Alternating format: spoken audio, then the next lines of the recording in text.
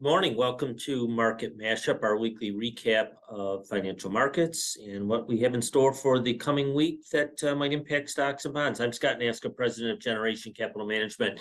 Last week, another positive week for stocks. We had the Dow up 3.2%, S&P up 3.5%, NASDAQ up 3.4%. So strong showing to close out the end of the month and the end of the first quarter. And it was a positive first quarter for stocks. We had the Dow up just slightly positive, up 40 basis points. The S&P was up 7% and the NASDAQ was up 16.7%. Definitely tech stocks were the driving force.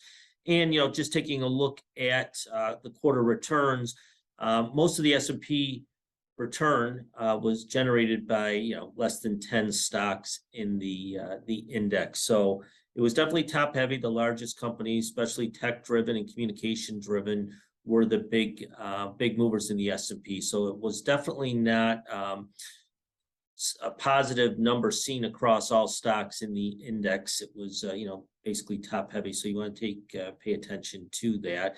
Bringing back the old times back in the 2018, 2019, 2020 timeframe when large cap tech was moving the S&P 500, we weren't seeing broad participation. So something to keep an eye out for. Take a look at the bond market. We have the 2-year treasury at 4.12%, the 10-year at 3.52. So roughly about a 60 basis point inversion still.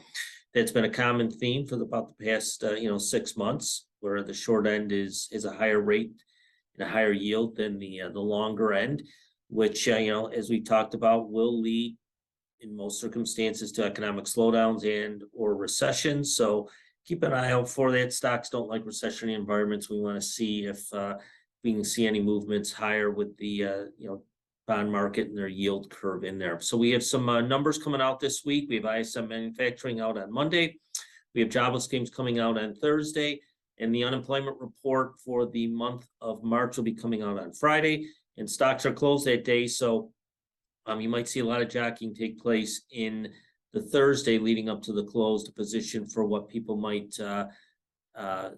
see what the unemployment number is going to come out to be. So it's definitely we'll have a market moving impact. Just don't know if it's going to be on Thursday or when we see it again on Monday when stocks open again. So keep an eye out on that number. I know the market won't be participating on Friday, but it'll be nice to see how strong the economy is. It's something the Fed looks at when they're determining interest rate policy. If you have any questions, feel free to reach out to us. Website www.gencapmgmt.com. Take a look at our blogs. We got financial planning tips. John's top tips are out there that has a lot of insightful news that's coming out in terms of how to help in your overall budgeting and financial planning. So please take a look at that.